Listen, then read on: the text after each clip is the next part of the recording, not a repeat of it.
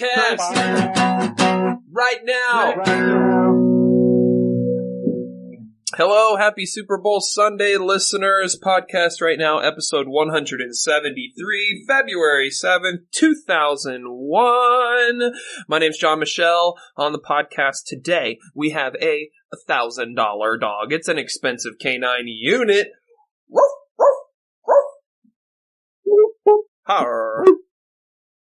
Also on the pod today are Donatello and the group. We call him Carl Jr. Hey, Carl. Hi. And then, of course, we cannot follow us on Twitter. Follow Carl and the podcast on Twitter. You can talk to Carl or the podcast on Twitter. We made a rule in 2021 that we won't do a podcast without this next human being. He is an enigma. He might be a serial killer. We're not certain. He's a sociopath, bit of a psychopath, bit of both. Joe! It's a mouthful there. Well, you're a lot slanderous. You're a lot to figure out, buddy. You're a mouthful.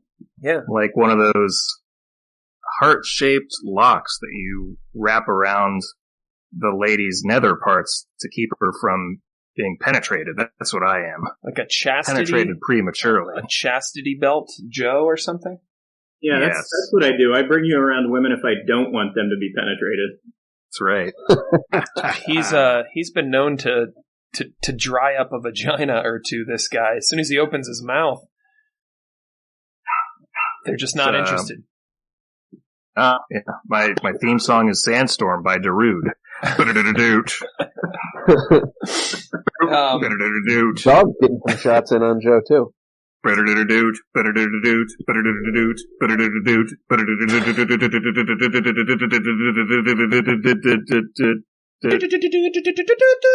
it that song? Yeah, what a track. It's a great track. A hot track. It's an undeniable track. On the pod this week, we're going to discuss... doing these days? You powering through me? I'm trying to get this intro done. All right. On the pod, the menu reads... We're going to start with some Super Bowl conversation. We got a FebNoBrewary check-in for me and all the boys. We may or may not have the Super Shark on this episode. Guy's kind of a flake, a little bit flaky. Doesn't like to show up for things sometimes. He said he would be on the last 3 weeks, so we'll all cross our little fins and hope that he swims over into our neck of the cove here. Joe's financial situation, we got an update on that. Spoiler alert, it's not good. We got a Deadpool update. Some people have died this year. Joe has a new movie challenge to invite you to join in on, and he'll talk all about that. I'm excited. I love a movie challenge. And then, of course, Kevin's got some rivalry for the Oral B coming up. A little trivia for you guys on this episode. We hope you're all well out there. Websites are on the Twitch stream right now. We try to live stream the episode every Sunday on Twitch. Typically, we go for 6 p.m. Eastern time. Today is a little different as we're kind of dodging the Super Bowl. How the hell is everybody? And yeah. Oh, what if they want to? What if they want to play it back? What if they can't make it? What do they do? If they're not live. Oh, we're on all the podcast providers, iTunes, your Google Plays, your Spotify's, whatever you're into. Check us out. Podcastrightnow.com for all those links. And then, of course, if you've not joined us on the live Twitch stream, that's Real Podcast right now on Twitch. So, did I get it? Yeah. Oh, and if you, no, you got to do that through Patreon. If you've not joined us on the live stream and you want to watch the video back, you go over to Patreon. There you go, and you get access to the old episodes via video. Yeah. In video. Yeah. Joe did full frontal in one episode. I think it was 165. That's right. That's right. It barely reads with the data compression for video that Twitch has and everything. It's really just a few pixels, but they didn't catch us and they didn't pull us down from their platform, so we're still good. Let's just say that it wasn't enough of a dick that it would be considered a breach of policy. So it was arguably not a dick. Oh, I like to do the tuck like Buffalo Bill. Joe's nickname for his penis is what do you call? I'm blanking on it. Damn it, Brad. He just calls it Brad. It's a low res dick. You know what's weird? Am I imagining this, or was there a time when like you could watch a movie on TV and if there was a little kid like taking a bath or something, it was okay to show a butt? Is that real? Does that sound like it happened? Well, I mean, I think so. Yeah, I think. So then, what's child porn? I think it's more than showing a butt. It's just got to be the upside. I mean, a baby butt in a movie is different than human trafficking and having a child be present for or perform, sex acts. But the trafficking isn't part of the porn. That's just the setup. If you watch the first Superman movie, there's a little baby penis in there when he's lifting up a car as a baby. Yeah, that's what I was going to say. They even show baby peen and toddler peen in movies. I'm not sure the legality of all that, but I'm pretty sure when you broke the rule on it. I mean, in a movie or TV show. Yeah. Like we're not zooming in. We're not doing slow motion shots. Crosses that line from tasteful. Is that what we're doing? No, wait, hold on, real quick. I just want to make sure. Is that what we're doing right now? We're talking about child pornography. This is the episode after we talked about stillborn children for I think an hour. Yep. Okay. Yep, all caught up. Totally. There are probably people out there who watched Superman or like Look Who's Talking or something and got a sexual rise out of it. Well, sure. There's a percentage of people that's something they deal with. I don't know. Joe's. Yeah, those are my only thoughts on child porn. I guess. Okay. Yeah. I was gonna say it's child pornography. When is it okay? That's the full segment. I think the answer is never, man.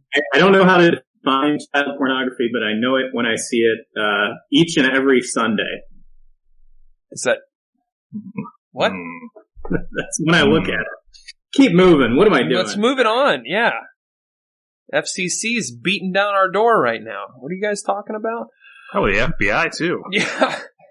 It's going to be nice just to get a different angry letter from my internet provider. Yeah. The one that says, hey, quit downloading Rick and Morty. Yeah. Hey, you wanted to watch Wonder Woman for free. What do you think this is? No. Hey, quit downloading that scene from Superman 1. Yeah. Only need one copy. All right. Super Bowl's today. You guys stoked? Who's watching it? What's going on? Yeah, I mean, I'll be watching it. I don't know how much I care. It's different without being able to drink beer throughout the entire thing. Yeah, I think that takes a little bit of the edge off. I'm trying to get more into getting high, but it's just not quite the same. Yeah, I want to talk to you about that for sure. Because that's been my replacement therapy this whole week. And it's been working, but it's also been an interesting week. Yeah. I agree with sorry, go ahead, Carl. Just the way that I've been coping with that, is 5 days in, I just broke down and drank a beer. So. That's not true. You're still in. I fucking lost. No, I fucking lost. He's out? I didn't lose big, but I lost. It's an L. He's out. Yeah, I'm out. By what measure did you not lose big? Yeah, it's a black and white scenario, isn't it? It's either it's a loss or it's not. So it's a BL. Yeah, but I mean, I've had like 3 drinks this week as opposed to, at least 2 every night. Right. So you're doing better. There's a benefit. Yeah. Yeah. Win and loss. Okay. But so are you out then? Are you going to pick it back up tomorrow and go back into FebNoBrewary? No, I don't think that's. Yeah, that's. I'm out of it. I'm not gonna drink as much for sure going forward. But Well, I think it's probably a good thing. I think, but like I'm out of it. It's not fair to be like, oh, I'm gonna. I disagree. No, I disagree. This is where me and this is where me and Kevin disagree. You can still jump back into the challenge. Let's hear it. Both of you try to woo me. No, I don't disagree either. I think it's not a competition with others; it's a competition with yourself. Absolutely, and, that's a good point. If you're going to be drinking less, why not get started right now? Knock it out for the rest of them. And I guess I did say a couple weeks ago, it's you can just lose your grip a little bit and slide down the mountain and climb back up, but you can't. If you keep doing it, you'll roll on down. People are not defined by their mistakes, Carl. All right, there's always a road back, man. Sometimes they define themselves by their mistakes, though. Like if you're on a diet and then you fuck up and you eat some pizza or something, there is that instinct to just say, "Oh, fuck it." But it's really not that big a deal if you don't, follow through with all the multiple bad impulses that you had after the first one. Yeah. Well, I don't know if all that's true. You never really hear too much about the Weinstein Company these days. Well, we're officially in our FebNoBrewary check-in. We didn't. We'll talk about the Super Bowl more, I'm sure. But yeah, I guess I'll give my little experience. It's been I got some good sleep this week for sure.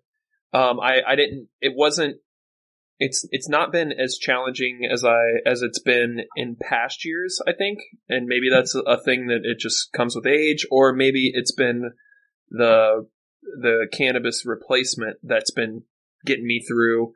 I've pretty much done like a proper dose of edibles like every night this week. And it's been nice. I mean, I like it. It definitely hits different than, that cracking a beer. And I was talking to my wife about, man, how good is that first beer buzz? You guys know what I'm talking about? That first, the first IPA or whatever. And after you finish that one, it's a nice feeling. I'm not going to deny that. That's like I think the best part of a drinking session is that first beer buzz. Maybe the second beer. My favorite part would be like 15 beer buzz, where you should have gone to bed a couple hours ago, but you're still up playing video games. And you're like, oh, well, I've got 10 more minutes left in this game. That's enough to get a fresh beer and then pour it into your throat while you just kind of relax. That's good too. To the new beer, that's my favorite part. Well, that's good too, but you think that's better than the first beer buzz? That's just different. Yeah. What's so special about that is you can only feel it, once or twice a week if you're behaving really badly. The first beer buzz, theoretically, you could have every night and still be normal and get normal sleep. The 15 beer buzz only happens during secret time. Yeah. That's like I'm not, this time isn't being accounted for. This is like secret time. It's 2:00 in the morning. If I wasn't doing this, I would be asleep. So really, this is like fake make-believe reality. I love that. Yep. Terribly unhealthy, but amazing way to look at it. Yeah, I will. Doing, Joe? Yeah, let's get a Joe check-in. Yeah. I've got a bevy of replacement beverages here. I've got some Faygo Red Pop at my side right now. I got a coffee. Eventually, I might crack into a Faygo cream soda. Ooh, pretty good. Very sugary. Do you find that the Faygo has that increased the amount of Insane Clown Posse music you've been listening to, or is it stayed the same? Yeah, it's probably increased it to, okay. I would say, by at least 20%. Digging back into the back catalog, the Jekyll Brothers, the Great Malenko. Oh yeah, you got to go to the Ringmaster Malenko era for sure. Back when Faygo had their old logo. Faygo. No, it's great because I can drink half of it and then shower in the other half too to save money, just like Insane Clown Posse Juggalo would do. And then you just live that lifestyle now, and It's like a life hack. Yep, pretty much. So my wife, she jumped in on the challenge, which I love her for this because I do, random, whatever, a week off or a month off of booze, or we'll do, I don't know, whatever, like a fitness thing. Like she's always game to like jump in and do it too. I didn't have to twist her arm or anything. I'm like, I even sold it as like, hey, we're doing this. There she is now. Say hi, Maggie. Hey. We're doing this challenge. Running. The way I sold it was like, you don't have to do it. Like you can, I'm confident enough with my mental prep and, achieving this thing, that like I would be cool with beer being here and you having beer. And I'm still pretty confident I would be okay. But she's game on, she's on board, and, lots of LaCroix, lots of fizzies.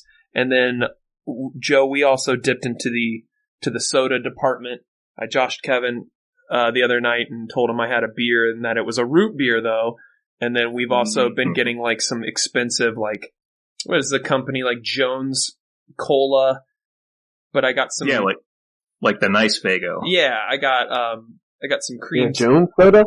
Yeah, I got like some cream soda. Those are nice. And the root beers. And then we got a big thing of like Vernon's, like ginger ale. Maggie really likes those. So she's been drinking them. Now the trick with those are like, each one of those packs like 150 calories and like 50 grams of sugar. So it's like you have to, it's like a treat. I'm looking at it like ice cream. Like I'll mainline fizzies, just the LaCroix and whatnot. But then like if we're going to watch a movie and have some popcorn, I'm like, all right, let's get out a nice sody pop, have some sugar juice. So yeah, we've been buying and drinking a lot of like the seltzers. Kevin, what are you putting into your body instead of Miller High Life?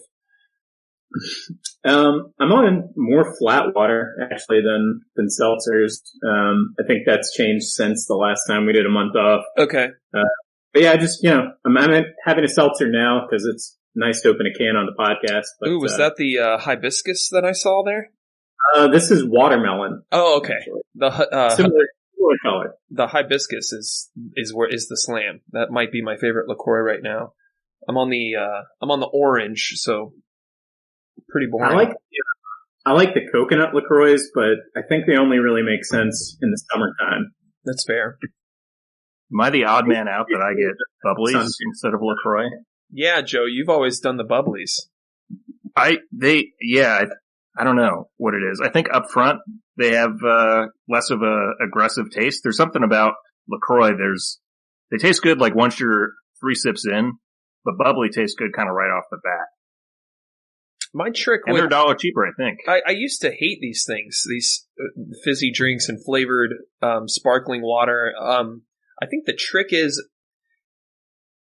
you gotta hit them really hard. Like when you first try to get into these things, if you're sipping and going for a flavor, I don't think that's what they're designed for. I think you have to like when you drink, if you're trying to like them because you're wanting to swap it out for booze, you really gotta pull that first drink out of them. You gotta like kind of mainline it right to the face, and then enough of the flavor, like if it's already down your throat, because it does have a weird like non-flavor flavor, right? It feels like you're drinking something that they left out 90% of the ingredients on accident. It's like a mistake cola at the factory or something when you're first trying them. But it was only until like last year or the year before that I even enjoyed them. You have to think of it as a club soda and not, whatever thing it says that it is. Right. It's just it's a fizzy water with a hint of something. Yeah. Hey, Joe. When you compare the prices of bubbly and LaCroix, are you accounting for the fact that bubblies come 8 to a pack? Oh, no, I didn't realize. LaCroix it's a clever 10? trick they told. 12. Really? Yeah. I'll get whichever one is cheaper, really, but bubbly and what's the other brand? They make you do that little trick of going through the math. They tried to sneak in a cheaper price point. It's actually 8 cans in each of those boxes. Yeah, normally I do look at the price by unit or by ounce or whatever, but I guess I just assumed since it was a drink product, there'll all be equal amount of cans in there. They got me. Damn it. LaCroix are kind of pricey too for what they are. I mean, we do. I stand by though that I do think bubbly actually does taste better, and all the kind of mainlining that you described, I think is circumvented by just having a bubbly rather than a LaCroix. It's a Coke product. Can't go wrong. But it feels good to mainline it. It's water. Sure. Yeah. Sure. I mean, I think, because I did look into this. Yeah. What are the downsides of, like, drinking a lot of sparkling water compared to just water? And I think the only thing I saw is that it can mess with your gut biome a little bit because it is carbonated. But I think there was something about, like bone mineral. I don't think it was substantiated. Yeah. And it's, something I'll add is that, going to the grocery store, like normally we just get the Aldi brand, but if we want some funner options, we'll go to Kroger, and there's a whole aisle for these drinks. These didn't used to be popular, I think maybe it's a societal thing where like sometime in the early 2000s or, 2010, around that time, like everyone together realized like, oh, hey, if we drink Coke and Mountain Dew, it's just cancer juice. Like we shouldn't, like, I don't know when that became like a public knowledge, but it was like, this is not something you should be drinking more than a couple times a week. You shouldn't be stocking your fridge with Mountain Dew and just slurping down Code Red all day long. Do they still make that one? I don't know. They should. Oh yeah. Yeah, it's still out there. It was good. There were variations on. There was like a blue Code Red and an Agent Orange or something like that. But Livewire, I think it was called. Yeah. That one was Halo themed. But am I wrong? Like if you went back in time, like 10 years, wouldn't you probably only see like Canada Dry and like a couple, like half a shelf of some of the, Perrier or whatever, as far as. I think that's true. Yeah. LaCroix, I feel like came out of basically nothing to being like household name in the last, maybe not in the last 5 years, but I would say in the last 10. Yeah. I just thought that was kind of weird. You remember Clearly Canadian? Yeah. That was like a nice bottled water. It came in like giant bottles. I don't know what the ounceage on that was. Artificial sweeteners though in it, I think. It probably did. I don't know if it was trying to appeal to a health market or why it even existed, or even if it was Canadian, I don't know. But that was kind of like my first exposure to this type of drink. So can we move on from seltzers and talk about drugs now? Sure. Sure. So Kevin, you've been eating or smoking or vaping? What's your delivery method? I've been like microdosing gummies for pretty much every day, and then on the weekends, if I want to actually feel it or whatever, then I'll eat a couple whole ones. I'll mix some of I got some flour that's just CBD. Okay. With, like trace amounts of THC, less than like the dirty stuff that we would have had in high school. Okay. So I got some of that, but then I also got like some regular. So I'll kind of mix those together. I got a little bong a couple weeks ago. There you go. Taking bong rips. Yeah. Build a gravity bong in your kitchen sink and just kind of cordon that off to like, no, this stays here. And that's what this side of the sink is for now. like the college years or whatever. But yeah, mostly I've been doing low dose edibles, regularly, and most of the bong rips I'm taking are just the CBD. I just kind of, it's fun to pack something and, inhale something and it smells like weed, which is funny. Yeah. And you feel a little bit different, just more fuzzy and like loose, I guess. Yeah. And I mean, anytime you're smoking something, or anytime you're breathing, something other than, oxygen, like you're getting some sort of, chemical reaction in your brain box there. I've been just eating it. Wife has the little vape thing, and I'll hit that maybe a couple times a week. But the edibles are awesome.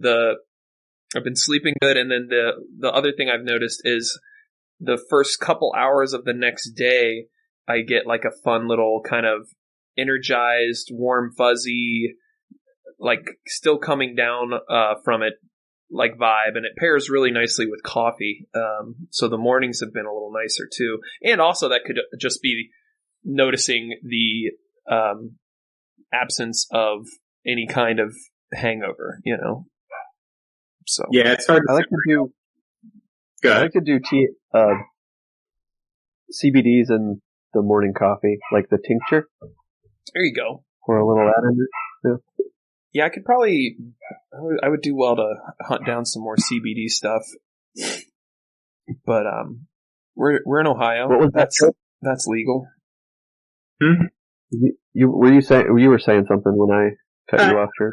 I don't think it was important. Okay.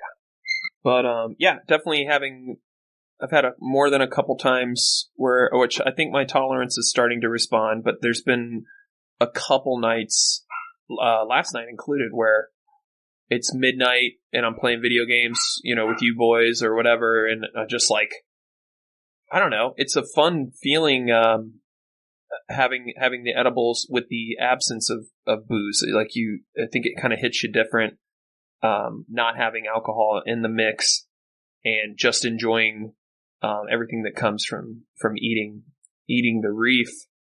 And yeah, I'll do that weird thing where I just been doing stupid stuff like stoner stuff. Maggie will ask me some question and I'll kind of like look over 20 seconds later, like, did you say something to me? Just like a couple moments like that, or like, oh, hey John, what are you up to over there? I'm like, I'm just checking out the bricks on this wall over here. Never really studied this wall before. This is kind of pretty. The masonry. I don't know if you've ever appreciated that. Just stupid stuff like that. But it's been a fun week so far. Feeling confident in for the rest of February that I'll be good to go. I know I've slipped up in the past and done the whole. Oh, this one weekend I broke, and then I'll add a weekend in March or something. But feeling good. Joe, you confident? Yeah, I think it's way easier just having no place to go realistically. Sure. All you gotta do is just not buy beer at the store when I'm shopping, so there's not really an opportunity. Yep. I've been definitely getting some flack from some of the bartenders at the trivia shows that I work through the week, which it makes you feel like you got a real problem when you have a bartender kind of come over and find you and, hey John, you feeling all right tonight? I'm like, yeah, I am. I just am not having 3 IPAs while I'm here, so just maybe they're just wanting to kind of subtly ask if you have a sense of taste right now. Oh, right. Maybe that's why I'm not drinking, right? Yeah. I'm a carrier. Reminds me of that bit that Norm Macdonald did when we went to see him like 10 years ago. Yeah. Where, people always think he's an alcoholic because he drinks Coca-Cola. Yeah. He's like, what? Yeah. No, Coca-Cola. Yeah. You're the one with the problem, not me. I'm drinking Coca-Cola. No, yeah, looking good, feeling good. I have been slacking on my watch this week, which always breaks my heart a little bit. I think I had a night or two that I didn't close my rings. How are you doing in the fitness department, Kevy? Good. I'm trying to like make the most out of this month without booze. Yeah. So like I'm sleeping, 8-9 hours a night, like kind of purposefully. I feel like I'm recharging. Yeah. Yeah, doing the pretty normal watch stuff, but I have introduced 300 push-ups a day into my like work days. Wow. So yeah, I just do like 9 to noon and then 1 to 4 every half hour. I get like an Outlook reminder to do either 20 or 30. Wow. So it's not, it gets a little bit tough by like the late afternoon. But each set is not really that bad, and by the time you're done, you've done 300 push-ups, more than you would have otherwise. So I've been doing that since the start of February, and I'm just trying to eat less.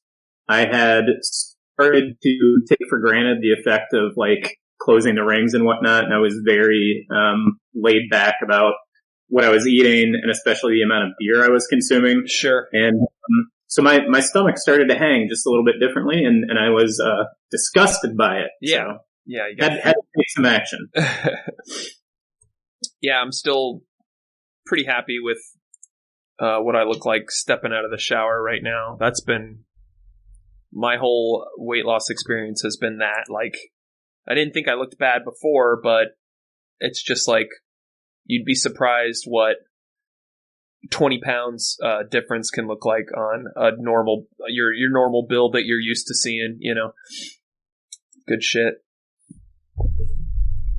What else, guys? We can move on. What's going on with the Super Bowl? We kind of don't care. Is that where we landed on that? I'm good on that. I mean, we'll watch it today or we'll have it on, but it's not anything anyone cares about over here. You guys are all the same. Joe, you watching it or? Commercial. Yeah, the commercials are fun. Yeah, no, I'll definitely have it on. Probably be playing on my phone at the same time. I did get some Super Bowl snacks. There's some chips and salsa. There's some pizza rolls going to happen. Heyo. Some wing type things happening as well. So it's more of just I'm going to eat shitty food and probably play Yahtzee on my phone while some football happens in the background. I guess go Chiefs. I don't know. I like The Weeknd. I think he's pretty cool as far as halftime shows go. There you go. Do you guys appreciate kind of what's at stake in the Super Bowl or what the storyline is? Not at all. No. Tom Brady is involved. The names of both of the teams, isn't that? They're different. They're different story? Colors too. So like there will be a color. One color will be like a good one, and somebody's going to end up throwing away a bunch of T-shirts and hats. I know that much, right? Yep. Both of those names are going to have to be changed eventually, right? Buccaneers, you think will have to be changed? I thought it was who's playing? Kansas City Chiefs. Buccaneers? No, Chiefs. You got it. It's a dream matchup. Yeah. It's a pirate versus Indian. That's a scenario throughout history that you've always wanted to see. That scenario played out in my bedroom as a youth many times with action figures and Legos. Yeah, that's what I thought. I don't like the way that portrays pirates. Yeah. Who did you think the other team? What's that? Who did you think I thought team was that they were going to have to cancel? For some reason, I thought it was the Redskins. I don't know why. Oh, yeah, no. Nope. So and the Chiefs, I think probably they'll go after them. Well, I don't know. I don't know if they'll make it that far. I think they'll get the Indians. But the Braves and the Chiefs, I feel like the pendulum might start to swing back equal to Disney. Is my prediction. Sorry, go ahead. What's the real story? Just that, so it's Tom Brady. He's 43 years old, and I don't want to say single-handedly. The Bucs are probably an above-average team, maybe without him. But if he can win a Super Bowl in his first year at kind of a mediocre team, that's going to do that. I mean, that's pretty big legacy. Like, he's already consensus greatest ever in the sport, but, that's the kind of territory where like we might not live to see somebody outdo him, type of thing. So yeah, it's a super old guy first year at a new team versus, a super young, up and coming stud of the league. Okay. That's fun. The passing of a torch in a way. Or maybe the holding on. People are going to tune in. That's what they want to see, right? Nobody wants to see the old man win another one, right? I think a lot of people are rooting for Brady. I think it's one of those things in football. Is he a dirty cheater? Maybe. I mean, didn't he kill his wife? Is he a dastardly heel? He's probably more of a cheater than other people, I guess. And he definitely gets the benefit of a lot of, he's better taken care of than other quarterbacks because he's like kind of a whiny little bitch baby. And so the referees are very protective because he has such a pretty face. But, I don't know. People the fact that he's so old, I think, is one of the legitimate reasons that you can root for him today. Okay. Like it's cool to see somebody hold up that well. It gives people hope about aging, maybe, even though the reality is that none of us is going to age as well as he has. Especially if you're like a big fan of football. I think of the stereotypical football fan. You know what I mean? Big tits, big belly, big ass, lots of wings and beard. Probably boring. Like, I feel like anyone who their main thing about their personality is like, I'm way into fucking football and NBA or what, like, I feel like that's kind of a boring dude. Yeah. I always think of sports in the same category as, like Marvel shit or whatever. Where that's like, fair, yeah. If that's something that you only ever want to talk about that, then yeah, you're kind of a douchey dude. The only thing I'll argue is that, like, with comparing those two, I would say Marvel and all of that stuff's a little bit cooler, just because that's more an art side of things versus, I think football. I mean, as far as entertainment goes and escapism, like, one is an organized athletic league, whereas the other is, you know, it's an art. It's a story driven visual art form. I don't know. And then the movies and all that.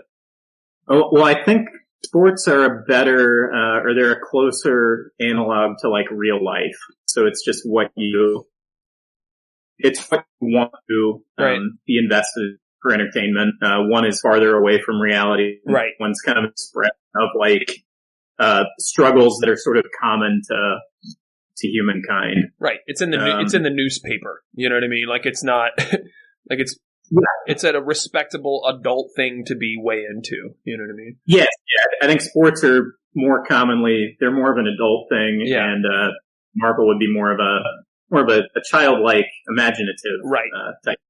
Totally. The other thing today is, so Tom Brady is like the greatest ever, but the Chiefs are actually, you know, they won last year. They're the better team on paper. So even though it's Tom Brady, he still is kind of the underdog today. And that's another reason I think you can root for him without feeling too dirty about it. Okay. Any bets, Kevin, Joe? You guys put any money down on anything? No. I haven't placed any yet. Yeah, I'm going to look at some of them in between now and the start of the game and probably put a few dollars down on something wacky. But, yeah, I don't know.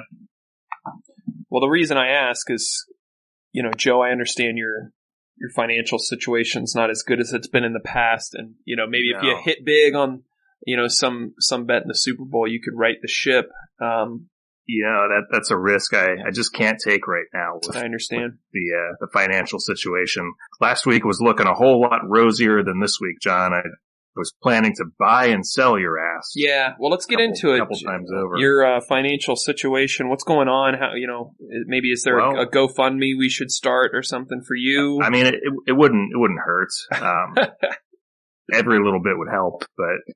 Yeah, last week we talked, basically, I dumped all this money into GameStop stocks. Yeah, you did, yeah. And, those rose astronomically, and I was living the good life. Yeah. On paper. The good life on paper, what happens there is, can be erased rather quickly. And it was. The shares of GameStop stock, that is so hard to fucking say. GameStop stock have plummeted. Yeah. Within the last week. I don't know if you've been following the story. A little bit. A lot of accusations thrown around as to what has caused this. Well, I thought the idea was that you had to buy your shares and then keep them. And didn't a lot of people just sell them once they went up a few bucks, or what happened? I think some did, but the trading volume was actually pretty low. What happened was a lot of the Robinhood level brokerages halted this the buying process of it. Mm-hmm. So you could only have in your portfolio a certain amount of GameStop stocks and a couple other stocks as well. So if you halt the buying like that at that level, you're kind of stopping the demand. Therefore, the price is not going to continue to increase. Gotcha. And in fact, it's going to reverse. So the whole thing about these are only going to increase because all these short positions have to cover got kind of blown out of the water. I think it reached a high of $400 something. Now it's down to like 65. Oh wow! I didn't realize so, it was down that low. Okay. Yeah, it's taken a hit. Robinhood has since removed the restrictions on the buying, but I think a lot of people probably did get scared once they saw the number drop, because you're talking about a lot of Johnny-come-latelys were buying it. Sure. When it was still, me included, when it was still rather high. Yeah. And continue to climb, but when you see it drop by, the price you paid minus $100, you've invested so much money as I did, you get a little scared. I'm still holding my shares. Hopefully something will happen. We'll see if the short positions have actually gotten out yet. Don't know. But right now things are looking pretty grim. I've had to, I'm going to have to move some funds around, maybe liquidate some assets, maybe talk to a guy. I've lost my shirt. I'm probably going to have to sell some other shirts as well. Thoughts and prayers. Thoughts and prayers. Yeah. It used to be that you could just, go over to that 270 bridge and, start blowing guys for $15 a man. You can't really do that in the COVID age. Yeah. No. Yeah. With the mask, it's real weird. Unsanitary. You gotta put the dick in, like, through the side of the mask, and your glasses fog up. It's a mess. Yeah, it's no good. They need to invent like a dick sucking mask. A cock sucking mask. Yeah. Yeah. Like a big hole. Yeah. It'd be like a condom. Former. It'd be like a normal M95, but when you're not sucking dick, it would just have a condom that was like a little elephant trunk that would come out of the front and just be like flapping. But anytime you wanted to blow someone, all they got to do is, link up, You just leave the condom as a porthole into your mask, like it's a holder or something. Yeah. Well, you'd want to get like the ability to change out the condom. No one's going to stick their dick in a used condom. Well, I think the whole mask would be disposable. You would just toss the whole mask. Rid of a whole perfectly good. You can wash the cloth for it. Well, it wouldn't be that type of mask. I think the only way you could sell this would be. This is $1 million idea, guys. A COVID condom combo. Yeah, we gotta get this fabricated. We need a prototype very soon if we're gonna make this happen. Yeah, no, I'm sure that the average. Don't share all the details. I know. Let's shut up about this right now. Yeah. Like WWE does. All of my ideas. I'm just picturing it and having to explain it to someone who is not aware of the product and sees you out and about. Be like, might suck a dick at some point today, and I would hate to not, better to have one and not need it than to need one and not have it. Well, if you look around, like the streets of Columbus, Ohio, they're cleaned up a lot. If you go down by the docks, all the ladies of the night that used to wander around, they've all had to get jobs as overnight odd-lot stalkers because there's no one there willing to take the chance. Yeah, and they're de-essed. And a lot of the riffraff on the street right now, they're, for the first time in a long time, they're new to it. They used to be homeowners. They used to be, upstanding members of society. But with this whole COVID and, people losing their jobs or having their wages, reduced, there's a lot of normals out there. So, it's just fun. It's just weird to see a homeless person, but like with nice clothes. It's like, right. No, and you don't know too, like, you don't want to make too nice of a sign because that makes people think that you don't really need the money. Like if you go to the store and buy a big sheet of nice poster board or something. Yeah, exactly. Yeah, with like glitter and shit. Like you're doing you might be tempted to pick up some glitter, but or if you have if you have more than if you have one more color than just black or just one color. Like if you have more than one color, like a marker on your sign, that's another one that's just two colors. Yeah. It's 2 colors. It's black and cardboard. Yeah. Mm-hmm. If you do anything fancier than that, then you're really, you might lose the opportunity to suck a whole handful of dicks that day. Right. I think probably the first thing to do would be to like start off and jack off real fast and then just like smeared into your hair, so people are knowing that you've already been started for the day. So they see, oh, this man's he is clocked in. He is clocked in right now. He knows what's up. I see that. That's something about merry hairdo he's got on right now. That's the equivalent of like putting $1 in your own guitar case just to get the ball rolling. Yeah, jack off. Trigger that buying bone. Yeah. Put a couple of your own. Somebody did. Put a couple of your own $20 bills in your G-string before you head out into the black light and the fog. Yeah. Get that John Q. Public. Tickle their fancy. Gotta grease those wheels, man. But no, I was thinking with that mask, like when you weren't S and a D, like it would probably just with your normal breathing, it would fill up and then it would come back in and it would fill up and come back in. It would be hilarious. I'm making that. I'm going to make that. We're selling that, boys. Yeah. No, for sure. We should. Well, Joe, I hope you get back on your feet there. Oh, no, thanks. Yeah. If you want to start that GoFundMe, or have your DS, let me know and we'll figure something out. Yeah, I'll get the Super Shark on it. He's really good at raising money for people's dogs and people that aren't very good at sucking D. So he'll get you set up. Awesome. Deadpool update. Is he coming? Yeah, I don't know. I messaged him. He's probably just flirting with our emotions. Either way, we'll talk about his night terrors. That's the fucking first episode. Got some great audio to share for that. This whole goddamn podcast exists because he wanted to do a podcast. That's right.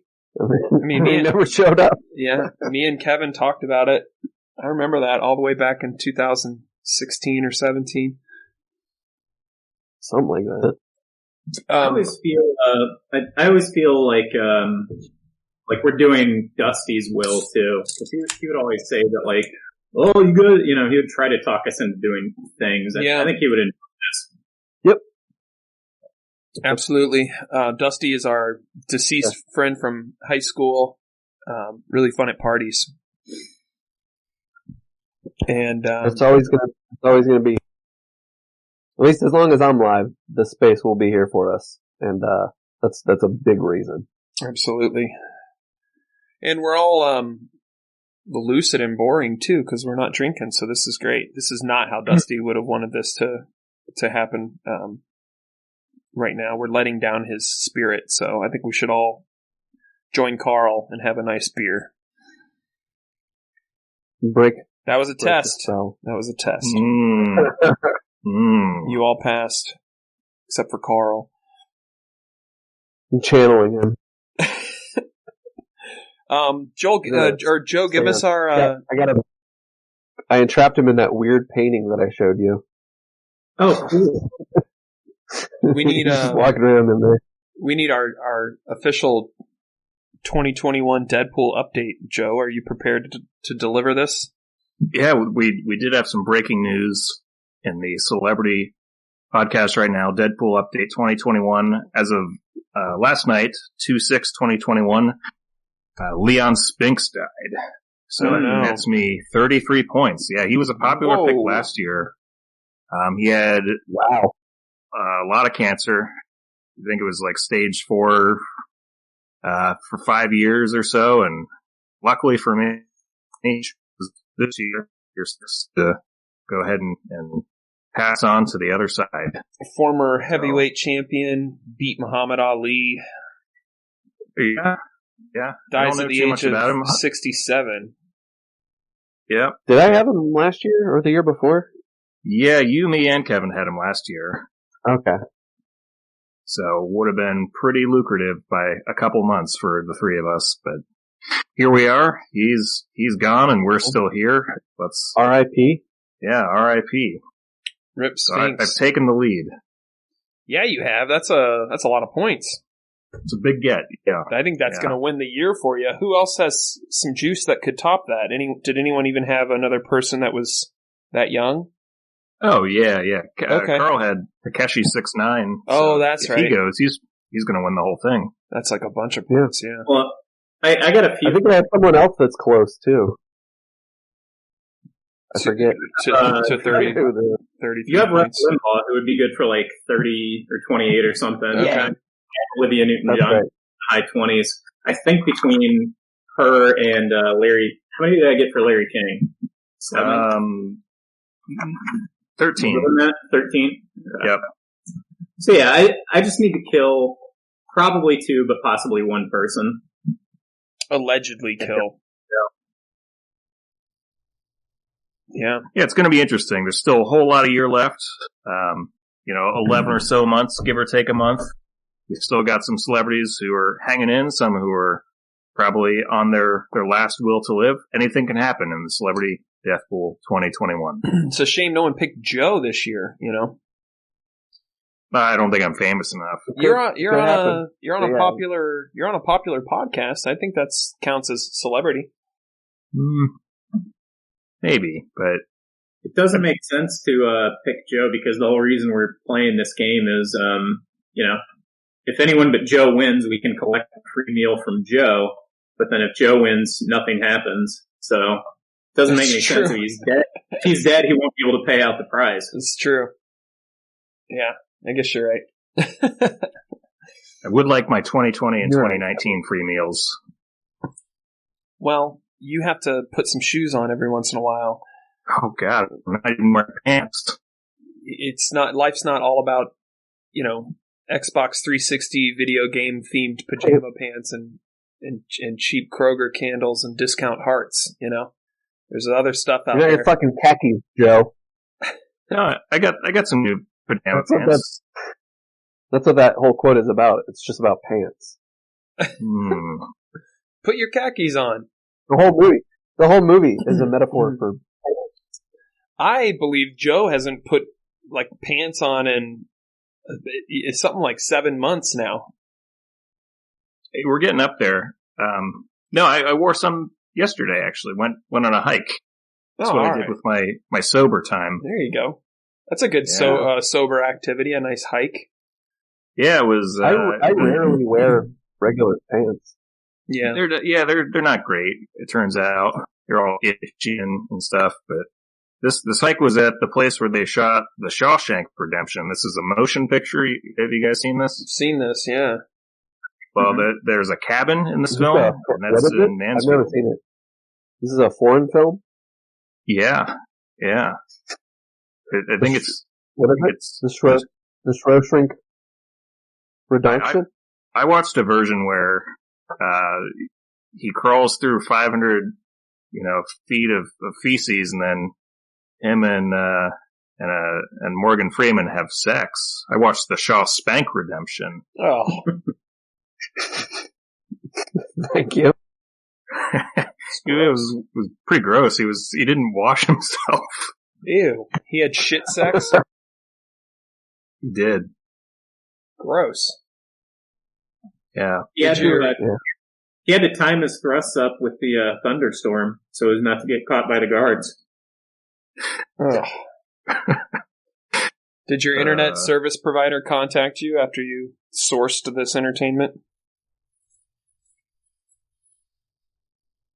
Take that as a no. All right. Yeah. But I'm not the one who gets the angry letters. It's a Kevin move. No, that's okay. Yeah, but you're talking about all right. You've got like everyone in the universe. Yeah, you've got letters before Joe. Don't lie.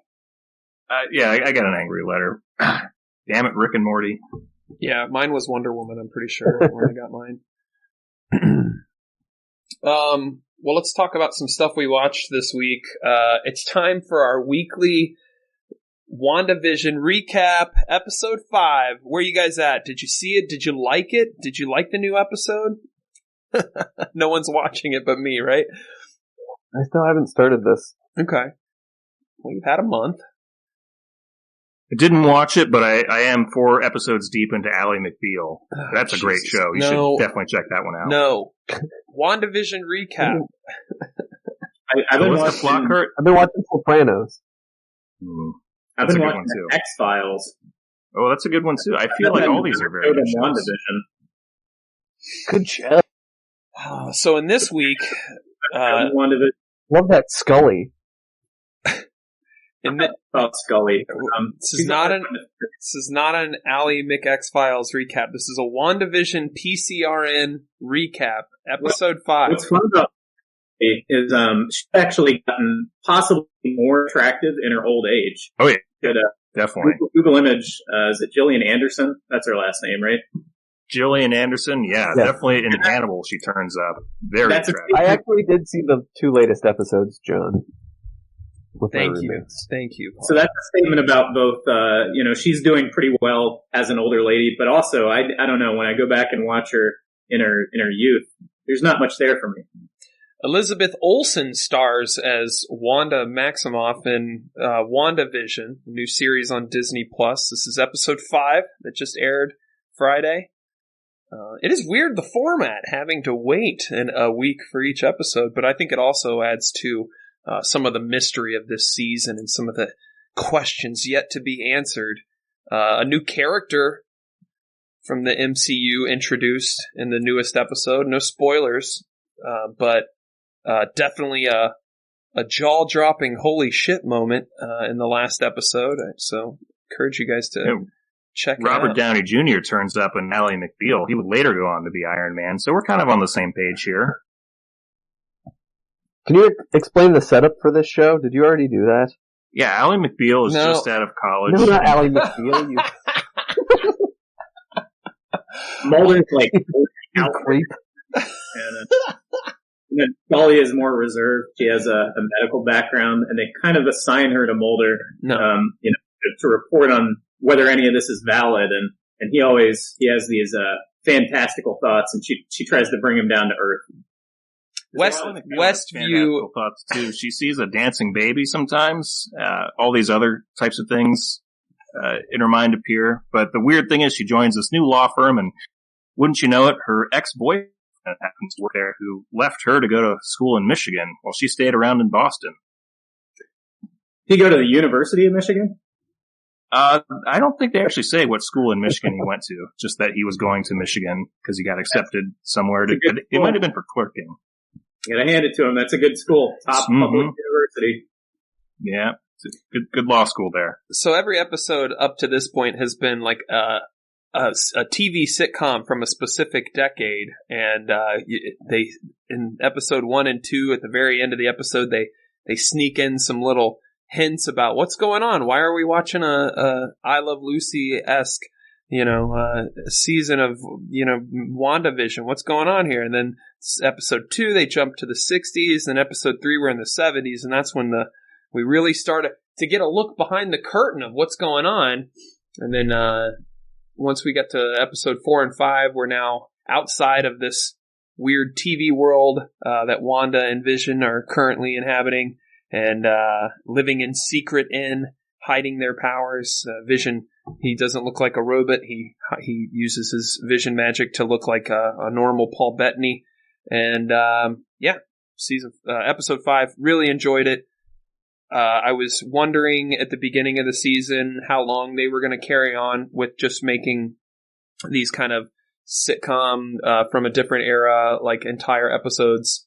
I'm glad they let us kind of get out of that and started answering some questions when they did, because I think if they stayed with that format, I would have started to lose interest. But Carl, you said you saw the newest episode? I guess I didn't see the newest episode. So you're up to 4. I think I saw the 2 before that. Okay. And then I'll watch the other 2. Cool. I enjoyed it. Yeah. I enjoyed the nod. I was kind of actually hoping for more. I'm on the side of maybe 3 or 4 more episodes like they could have done. Disney owns, what's the Marvel Comics. But they also own, Children? They own Married with Children. Fox. Yeah, they made the Fox deal. Yeah. That would have been fun. Like, maybe they could have done more. And maybe if there is actually a demand for it beyond just me, maybe they'll go back and do some more of that stuff. They could do it web-based or something. I don't know. That was fun. To see it in the format of those sitcoms, you're saying? Yeah. I assume in going forward, because right now they're in like the 80s, right? So the new episode, it was like, it was basically like Family Ties or something like that. Yeah, it was Family Ties. Yeah. And so, yeah, I mean, I assume we'll see that continue until they resolve kind of what's going on with the main characters. Oh, so they're not. I thought you were saying that in the newest episode they're out. Like so they're not doing that anymore. No, so that's all. I mean, I'm trying not to spoil, but basically that's all still happening, and they're seeing it. Which, cool. If you saw episode 4, then you know what I'm talking about. But the fictional, Marvel organization SWORD, which is sort of an evolution of S.H.I.E.L.D., is kind of handling this, and it reminds me of the first Thor movie where they kind of have in New Mexico, the Mjolnir hammer is there and they got their whole mobile operation all set up around it. And so it's kind of fun to see, to learn what the motives are of, the main characters and what's going on and who's causing all this. And it kind of feels like, especially when the season started, it feels a little, Black Mirror-ish. It feels a little Twilight Zone-ish, like, just kind of a standalone weird, like Marvel version of Black Mirror. It's kind of cool. But yeah, exciting times on that show. Me and the family that we do that. And then it's been our Friday ritual to watch a superhero movie after. And so last night we did, we meant to do it Friday, but we ran out of time. So we watched, X-Men Days of Future Past, where there's a lot of time travel and Wolverine and Mystique, and you get to see the original X-Men trilogy cast kind of cross paths with the First Class movies that were made more recently. So, Joe, I think you and I saw that in theaters when it first came out. Oh yeah, you should hit him with some non-MCU stuff. Hit him with Meteor Man. Yeah. Meteor Man, wow. We're getting X-Men in the MCU, right? They're going to reboot that. Well, right? I don't want to give anything away, but make sure you check out that new episode, because the character they reveal is like, I'm sure your roommate David got a rock hard boner, because I definitely had a moment like, wait, this changes everything. What's going on?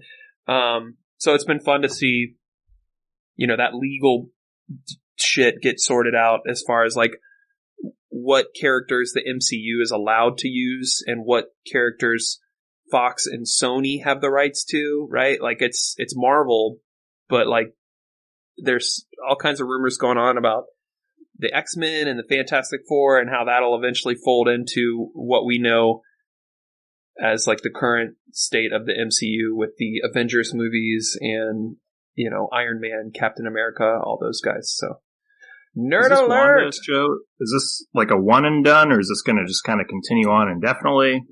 This is canon. This takes place right after the events of Infinity War and all that. No, so. I know it's canon, but is it going to be like it's one season, like a mini series type deal, or is it okay? We're going to pick it up for season 2. Okay, now season 3.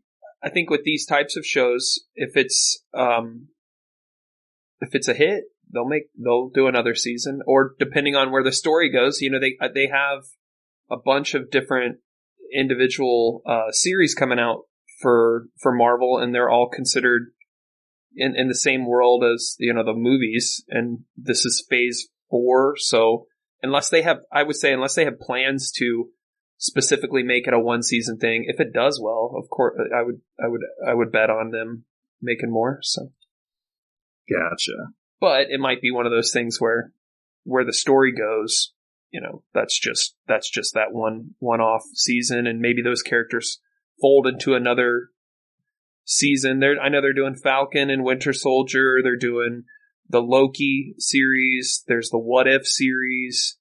Hawkeye is training an apprentice in another series. So, I mean, Disney has a whole stack of shows coming out this year and next year that should be good times. But yeah, really enjoyed the newest episode. I would say check it out if you haven't started. We're only 5 episodes in, but there's your Wanda Vision update. The other one I saw that I thought I'd recommend, and everyone's been talking about this, is In and of Itself.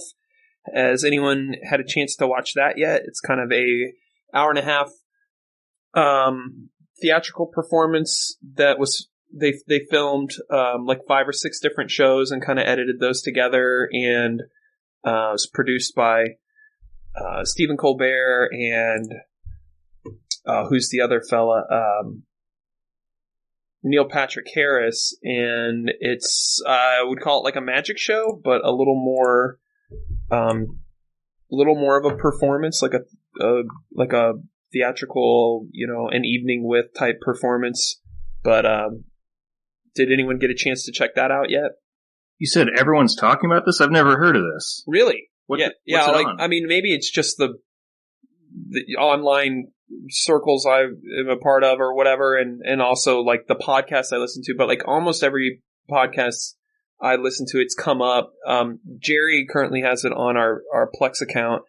It's titled In and of Itself, and it's it's like a magic show, but like deeper than that, I guess. It's not like, when I think of that, I think of David Blaine or doing like a Chris Angel Mind Freak or something. It's I don't know how to describe it. It's got great reviews. It's currently at 100% on Rotten Tomatoes, and definitely check it out. I don't know. I mean, I don't think you have to be a magic nerd to be into it. Well, I do like magic, so I will watch this. The guy is called Derek Delgadio. Is the dude who does it? Which I hadn't heard of him prior to this, but it was directed by Frank Oz, also. So it has a really cool. It's multifaceted. I don't know how to describe it, but I really liked it. Wife wasn't into watching it, and then I forced her, and she enjoyed it. So I go like 8 out of 10. It's like I give it a strong recommendation. It's kind of corny too, though. You know what I mean? It suffers from that. It's a live performance that's not a comedy act, so that means they're going to be tugging on heartstrings or trying to get you to think, or some other angle. It's got a couple funny bits, but it's but there's magic in it, though. There's a certain percentage of cheesiness, corniness into it. That like maybe if you're not in the mood, it might push you away. But some good magic, some good sleight of hand stuff. I mean, there's basically a section where he gets out a deck of cards and sits at a table and kind of talks about it as, what it is, sleight of hand, and here are all the tricks you can learn, and here are all the grips, and here are, things you can do. But then while explaining all of that to you, he'll blow you away with, some insane trick that, it's that thing when they say like, oh yeah, aren't you impressed with that trick? It's like, well, little did you know, I also was doing this the whole time. And then there's like a higher level of trick going on within what he's presenting. Misdirection through misdirection. Yeah. I like it. Pretty cool. I would recommend it. And also it's 2021, so it's kind of like I'll watch anything right now.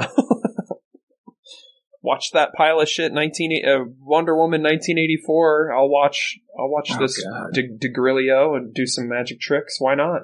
There's time. Yeah. You guys see anything cool this week? Any shows, TV, any movies that are like that tickled your pickle? I watched Coming to America for either the first time or the first time as a conscious adult person. Movie's funny. Yeah, it's pretty good. All the little physical bits in that movie really had me cracking up pretty good. Did you do that?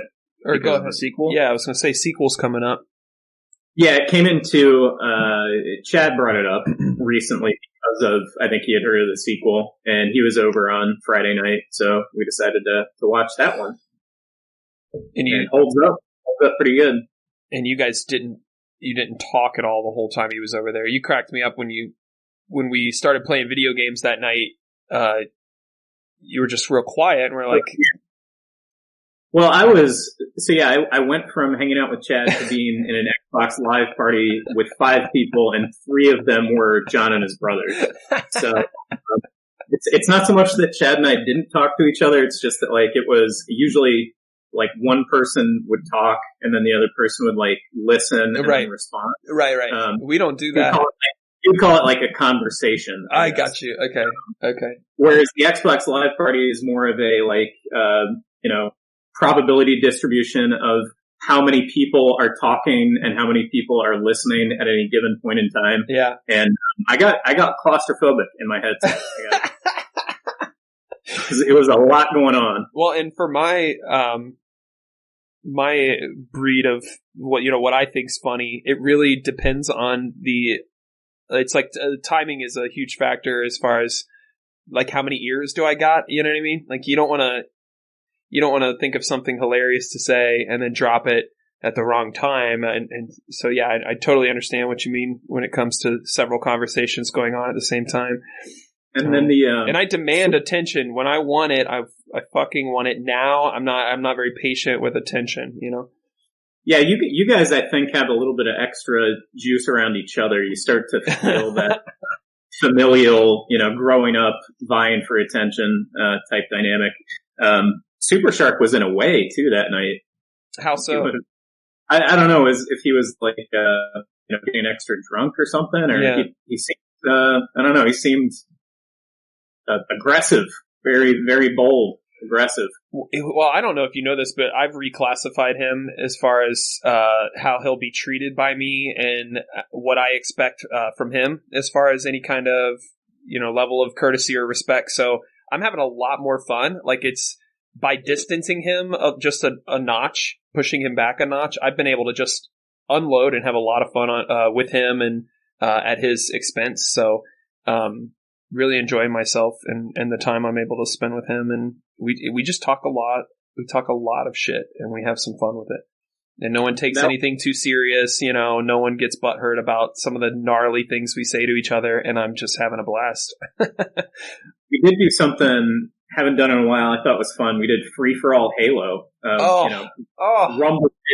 Rumble Pit format with the Fiesta weapons, which I don't normally go in for, but I think it makes sense in that game type. With the range of skill levels we had, that was a nice little Hail Mary thing. You might get a rocket launcher and be able to get some points on the board or something. Yeah. So that was fun. I think we started that kind of late, and being that we aren't drinking, it was easier for us to kind of 2 a.m. say enough's enough. I should be going to bed. Yeah, and I love when you play too because I piggyback off of you. Like anytime you're like, "Hey, I got to get out of here," I'm like, "That is completely reasonable," and I will also log off now. Sorry, I was speaking all over you though. What were you saying? I don't remember what I said. Just something about at 2 a.m. and should be going to bed. I don't know. Oh yeah. If start that a little earlier, I think we could do a full night of that kind of Halo. Would be fun. I would love that, and I hate when Jordan, the ventriloquist, when he plays with us, because I know it's like an eclipse and it's only going to last a couple minutes, and then he's going to get off because he's really good about that, getting to bed on time. Oh, it's 11:45, guys. This is way too late for me. I gotta bounce off. Where I'm thinking, oh man, we have like 3 more hours that we could still play. What are you talking about? Yeah. But a lot of fun with the Halo. I had to reinstall Halo. I had a PC related problem with it. It wouldn't run properly, but it's running properly now. So. And I'm into like a custom game free for all. Master Chief Collection night for sure. If we organize that, like I'm totally there. Especially if we pick one and stick to it, like whether it's 3 or Combat Evolved or whatever, I'm good with that. But we've been doing Halo 5 a lot, so that's why I want to get you to like chloroform your roommate Miller and just steal his Xbox and use it for your own pleasure. I'll just get one. Yeah, I'll get a hold of one. I know Joe knows a good hookup for fucking used PlayStation 4s, so maybe talk to him and then never be able to play video games with your friends. But whatever, I mean, whatever drives your decision-making process. Joe, do you hear this? Do you hear what I'm saying? Hey, goddamn Spider-Man. Yeah, I still don't have the PS4 yet. We haven't actually made the exchange, so still playing some San Andreas right now on the trusty PS2. It's actually kind of a good game. Yeah, but after going backwards, like the physics are pretty terrible, and you have to manually like go find a save point. So there's a lot about it that is certainly more of a chore than the Xbox ones or the later gen ones. Yeah. Yep. But I'm doing it. I put some more time into Doom Eternal on the PC, and can I just say that is, with no exception, the best, like the most well formatted game. The optimization of how it runs on PC, I can't wrap my head around, and I don't play a lot of Doom, so this was new to me, but it looks amazing. It loads in like maybe 2 seconds to load an entire level, and then I'm running it on like ultra graphic settings right now, which usually will slow down performance on this 1080 Ti and my current rig, but like I'm getting like 130 frames per second as I'm playing. I just, have you guys played any of the Doom games, or have you played the newer one, Doom Eternal? Anybody? Joe, I feel like maybe you would have come across the Doom in your back catalog. Yeah. I just started playing the original Doom again because there is a Castlevania mod on the PC that's fucking amazing. Okay. Like the when Castlevania went to 3D, like third person, it was dog shit on the Nintendo 64, and this game is like, if you could have gone back in time and made a good 3D Castlevania game, this is it. Just look for that. Look for Castlevania Doom mod out there. It's free. Okay. You gotta download another program, emulate the Doom system or whatever, but it's very free. Cool. And then, go ahead, Joe. Doom 1 and 2 were like staples of my childhood gaming. Were like, I didn't play very many PC games, but those were the ones that I did play. The one that got ported to Super Nintendo was okay. But then I played 3 not too long ago it was the Xbox version. That was a cool one. That was more of a slow, spooky, you're in the dark kind of horror game. Definitely upped the scare factor versus the shooting factor, but at the same time, it was kind of boring compared to a lot of other first-person shooters that have actual objectives. Like Goldeneye had long since come and gone after that. You know, you got to do certain stuff. This is more or less still the Doom formula. Start and then just get to the end. It's and like clear, it's a little more scary along the way. Just clear the room, basically. Yeah.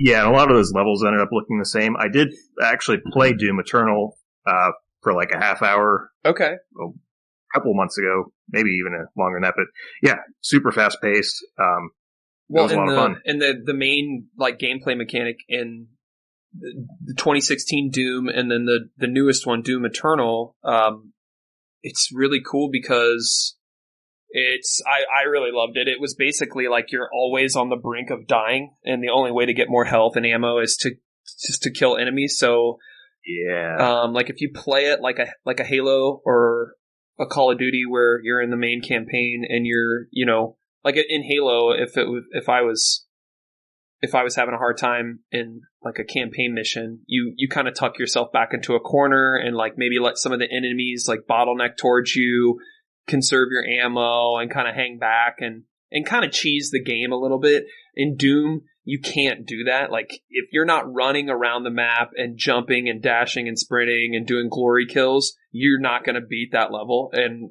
I'm having a lot of fun. Like your one kill is always like you're just kill to kill to kill, like, and then they have this great metal music playing over all of it, and it's been a lot of fun. Yeah, the music that was in Doom Eternal is a nice throwback to the OG soundtrack. Yeah. So anyone also out there with a VR headset, all of those original Dooms, the 90s style, Dooms, those have all been modded for VR support. And then Doom 3, just got a mod for VR support, so you can play the entirety of that game in VR, and it's supported.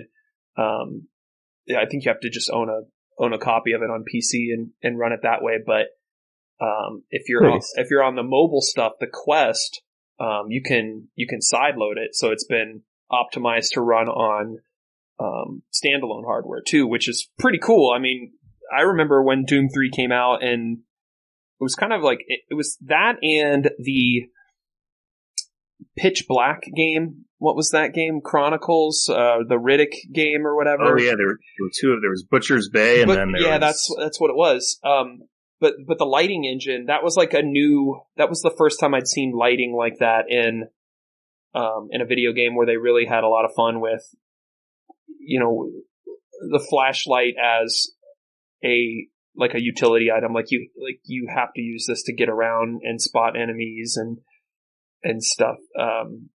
A lot of games weren't doing that just because it was, I think, hard to run those types of lighting engines with, dynamic lighting, real-time lighting in an environment. But good shit. So yeah, video games, movies. Joe, we'll get footage running right now of the Castlevania mod. Oh, cool. For those of you watching.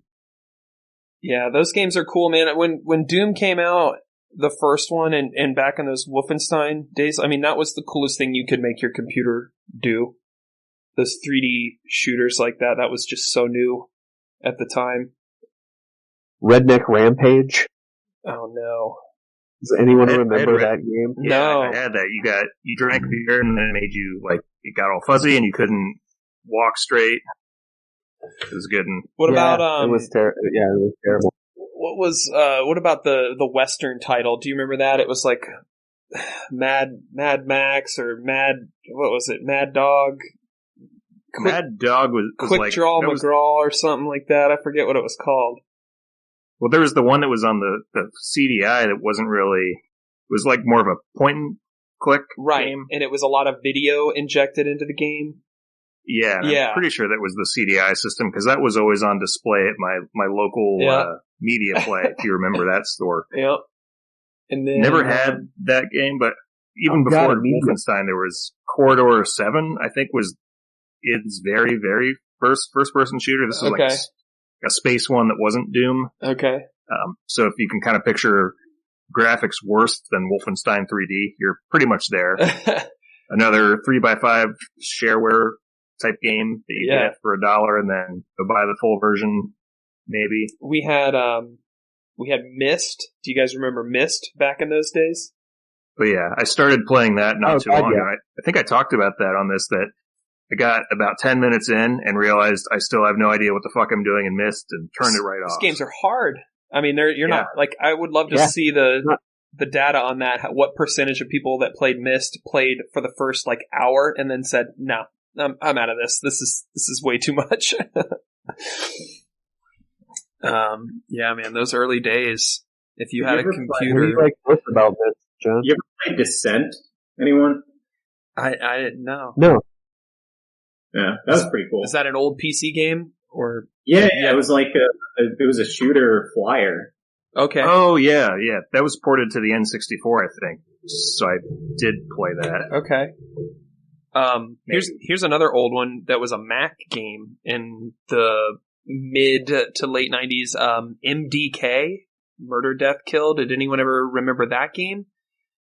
I think it was like one of the Bungie games before Bungie got into Marathon and Halo and all that. But that was a really weird old one that, I don't know, it's just a time in gaming where that was like a game that you played that was cool, or Doom or something like that, and then you would go to school and try to talk about it with your friends, and it's like, if their parents didn't have an awesome word processor, then they had no idea what you were talking about. It wasn't like now where, well, you can pretty much count on anyone who plays video games owning one of the big three, Xbox, PlayStation, or PC. So it's like you can kind of count on that. But back then it was, what system are you on? Oh, you only have a Sega Genesis, or oh, you only have a computer, or oh, you only have a Game Boy. Like, it was, we were kids. We couldn't buy our own toys. I just looked it up. I didn't actually play Descent. I played Forsaken on the N64, which... Forsaken.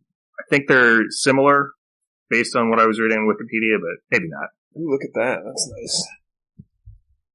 This is rated M for mature.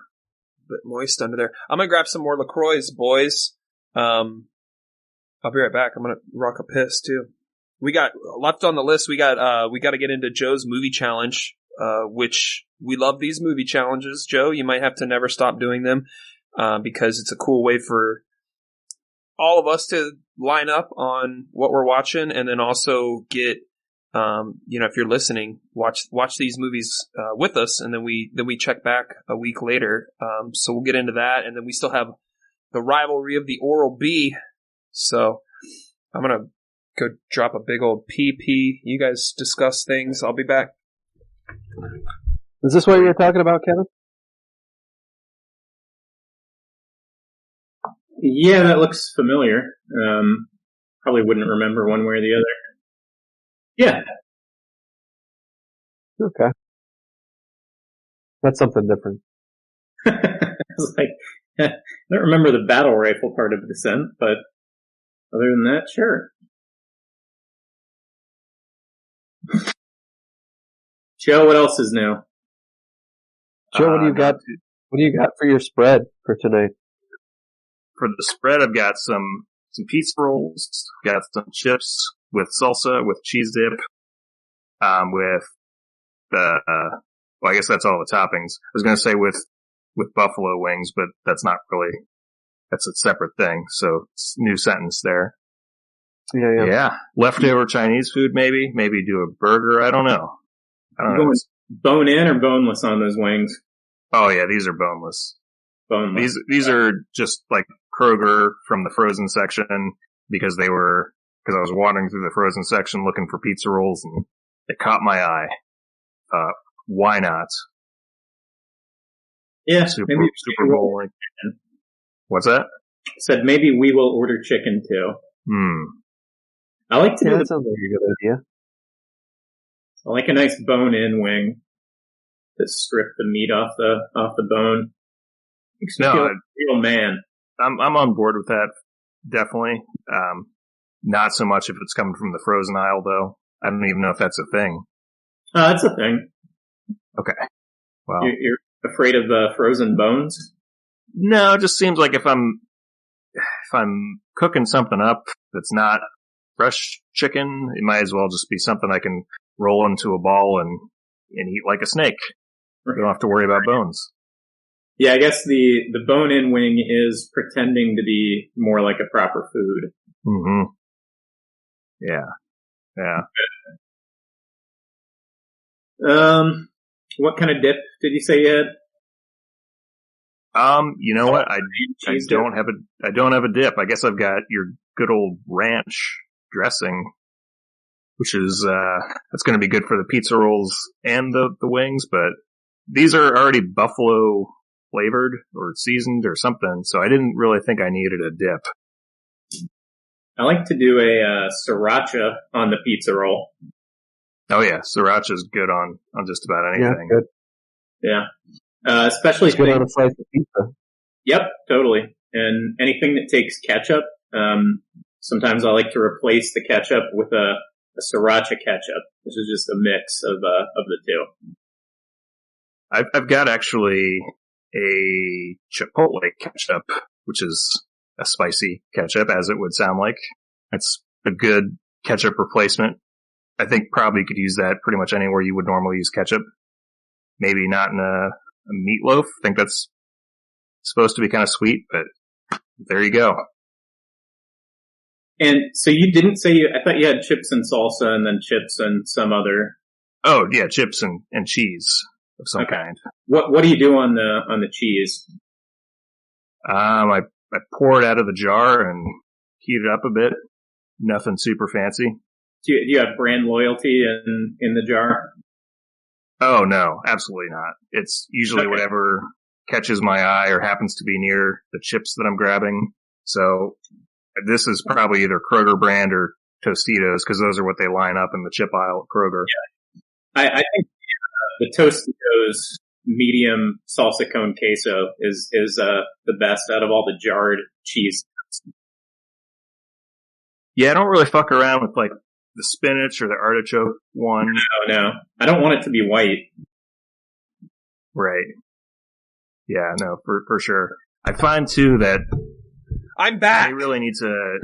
Oh, well, you're just in time for chip talk. Oh, I love a chip. They really need to increase the size of the radius, of the, so you can, because once you get about halfway in, if you're not pouring it into a bowl, you've got no choice but to pour it into a bowl because you can't fit your hand in, and it's a whole thing.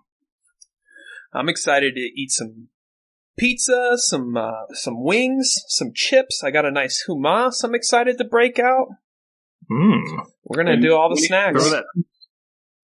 When it comes to getting the last of the cheese sauce out of the jar, do you put any like milk or half and half just to splash and then shake it all up? Or what do you do to get all the little bits out? You throw it in the garbage and move on. It's over. No, you can't. No, you don't want to waste that good cheese to the jar. It's not even cheese. Yeah, no, it's good cheese. Perfectly good cheese. I've never done that trick. Throw it in the trash. Well, you know what you can do? It's so simple. I don't know why I didn't think of it before. You just scrape with a spoon the inside of the jar, and that'll save you from throwing away a fifth of the cheese. Now, do you spoon it onto a chip, or are we going throw a couple chips in and then have it off of the spoon? How do you handle that? Oh, you can do that towards the end. Like if you start to run out of chips before you run out of queso. Okay. You can where you kind of like shove, half a handful of broken chips, and then you either with your fingers if you're eating dip by yourself, or a spoon if you want to be polite to company. Okay. Then you put the cheese in among all the crumbs, and yep. That's the way to go with the last of your chips. If you got more chips than your leftover, your dipping sauce. Ideally, though, you'd notice when you're kind of running low on the queso. So maybe you put it back in the fridge, and then you come back to it later. You tip it over so that next time you open it, it's already ready to go. You don't have to worry. It's coming right out of that into a bowl. It goes. It's the silliest shit I've ever heard. No, just throw it away. Once you're halfway through the container, throw it away. No, I'm destitute, John. I can't afford to be wasting cheese. And Kevin, don't eat it right out of the jar. Put it into a nice open mouth bowl where you can access all of the contents. Yeah, but you still. I'm not talking about eating. I'm just talking about how to get the last of it out of the jar because it's sticky. It sticks to the jar at room temperature anyway. Okay, I see what you're saying. You also don't know how much cheese you're going to be eating too. So if you pour too much into the bowl, you can't pour it back into the jar very easily. So then you're left with wasted cheese. Trash. You just throw it in the trash. No. What is this? We're not all made of cheese like you and your palatial estates with your 2 children and your many pets and your wife, and you didn't go bankrupt belly up into GME stocks. Ever since that night, I think you had steak with us or something over at the house, and you really got all up our ass about what wasn't eaten as far as like fat and gristly parts, and he got all up our ass about this. So now, anytime we have steak and I see like what Maggie didn't finish or whatever, like I give her the Gazzaro, life lesson of finish your beans. These guys are just throwing away half a steak over here. Yeah. Left and right. They're just buying up steaks and in the trash it goes right away. I'm big. You can eat that steak the next day too, because if you cook it up with eggs or something, you could actually make a well done steak and be respectable. Yeah, he's just going to go out and buy a new steak. Yeah, just buy more. No, I've been getting some pretty good meats during the pandemic. It's been like the first time I think ever that I've gone in on through a butcher on a pig or or something like that, split a cow, that kind of thing. And, and I guess the information's changed slightly, but some of that, if it's, an animal that's not coming from a giant factory farming, company, and it's like, whatever, grass fed, whatever, some of that animal fat is like besides being delicious, but kind of healthy for you to eat. Kevin, am I way off on this? Fat in general is not a bad thing to be eating. Butter and animal fat, that kind of thing. Yeah. And it's probably marginally better if it comes from, a local like source or a small farm or whatever. Gotcha. The one thing, as I understand it, the kind of fat that's always bad is trans fat, which one way that you get it, I think, is by you heat the fat that you're cooking in. If you heat that past its smoke point or something like that. Okay. So essentially, like all fried foods are fried. Gotcha. That kind of fat you're always better off not having it. But, okay. But yeah, animal fat's fine. Good cool. for you. Cool. So we've been doing better, Joe, is I guess what I'm getting at is we haven't been throwing away as much of our cuts. Okay. Well, good for you. Good life lesson for you there. Yeah, you've changed my behavior. No, I grilled these, they were called, on the packaging, they were called like pork steaks. So they were like a shoulder cut or something like that. But I hadn't had that. We ate all the pork chops really quick out of this pig I split with my dad and my brother. And, you ever had a pork steak, Joe or Kevin? I mean, Yeah, I've gotten those at this. They have like it's not quite a full-size T-bone, but it's a similar looking bone, right? There's a bone in it. And then the ones we had were just, they weren't that thick, the cut, but they were huge. And so, I marinated those and then I did like a rub and holy shit, really good. Yeah, I don't think I've ever had a pork steak. Yeah, and I even Googling it to find how I'm supposed to kind of grill it or whatever, or, just looking at some info on a rub to make. It was even hard. Like, it was like, Google was like, do you mean pork chop, you psychopath? Like, I don't know. I think it might not be as common of a cut or something, but it was really yummy. Yeah, I think that was on sale or something. And I also was like, what the hell is this? And I picked it up and they're usually really cheap. Like, just in general, I think pork is cheaper, but yeah. Yeah, no, it was good. I probably also did some kind of a rub. I think I've got one that's already like a pre-made of some kind. Yeah. That they kind of specified they want you to use it for chicken or for pork or whatever. Oh, yeah. It's probably what I did. Probably threw some applesauce on that too, just because that's kind of the go-to for dipping pork into. You should do. Yeah, you did pork and applesauce. I've not done that. Yeah, I'll try it. Yeah, or you could at least eat them together. Okay. Right there you can mix the bites. Okay. It would be good for a pork steak. When I make a beef steak, I like to have the raw horseradish right there on the side. Hell yeah. Maybe for pork steak, you could do horseradish applesauce. Right. That sounds tasty. Yeah, that does sound good. Yeah. Yeah. You can sell that for, $40, $50 at a restaurant. Trader So Joe's. Gordon Ramsay. Yeah. It's a good idea. See, we wouldn't have thought of this if this podcast wasn't a thing. That and a condom mask. Let's open a food truck. Only pork steaks is what we'll call it. Pork steaks and condom masks? Yeah. Well, the condom mask, those will be like around the corner from us, but kind of loosely affiliated. If you see the pork steak truck, you'll go around the corner, you get serviced. Right after I fill my belly with pork steak, I really appreciate a blowjob. So this kind of goes hand in hand. A safe, COVID-free blowjob. Yeah. An ethical blowjob. You can get a blowjob anywhere, but safety first, PPE properly. Right. I want to know that I can kiss my wife afterwards and everything's going to be okay. Yeah. No, absolutely. Which is implying that anytime I pay for a blowjob out on the streets, I kiss the person who gives it to me. Oh, I thought you were saying you were the one giving the blowjob. Or that. Yeah. Maybe I'm the one blowing. Yeah. I mean, you can switch it up. There's probably got to be like if you had a smock or something, you could COVID-69 in the situation. I don't know if that would be like a discounted rate because you'd be giving something back to the blower. Probably a discount. Yeah. And they need a break too. I mean, they're giving them all day. You're trying to tell me you work at a chocolate factory and you don't have a taste every once in a while? Oh, yeah. Yeah, Lucy and Ethel That's exactly where my mind went when I said that. All right. I don't know about the shark, but let's get into this movie challenge, my main man.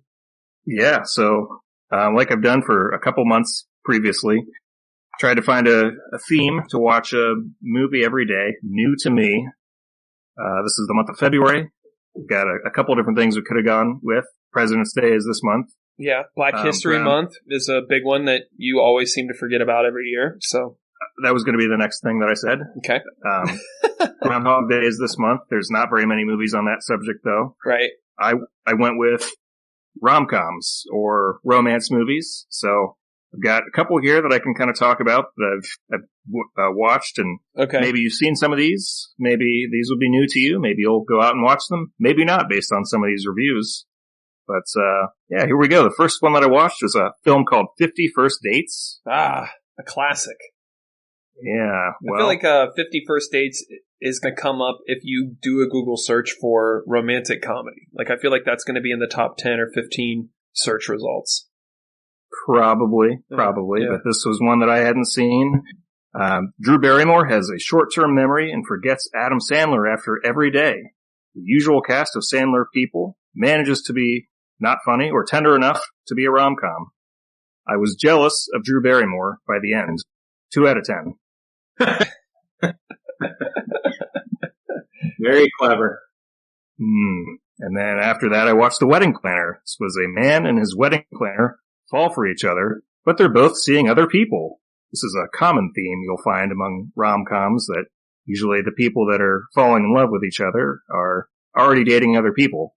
So they got to find a way to break off, but not too harshly, or possibly be broken up with. But, we'll see that as a recurring theme as we talk about these. Okay. J-Lo is the wedding planner in question, and her name is, I guess. Her name is Mary. Okay. Oh, that's cute. Along came Mary. She asks if Matthew McConaughey is gay because he can dance well. So it's a little bit of 90s gay panic fun there.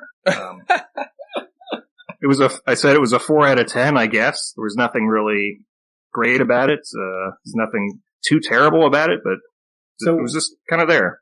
To clarify, J-Lo is the woman that he was like falling in love with? Yeah, so she was single. She's the wedding planner for his wedding. Isn't she kind of an insufferable bitch, though? No, that's J-Lo the person, not Mary the character. Okay, and she was able to pull that off. Yeah, I mean, they were tender. J-Lo's a B in real life? Oh, yeah. Notoriously. How do you know that? It might not be true, but that's the, the story on her. That's the vibe. She's a huge bit. Okay. Yeah.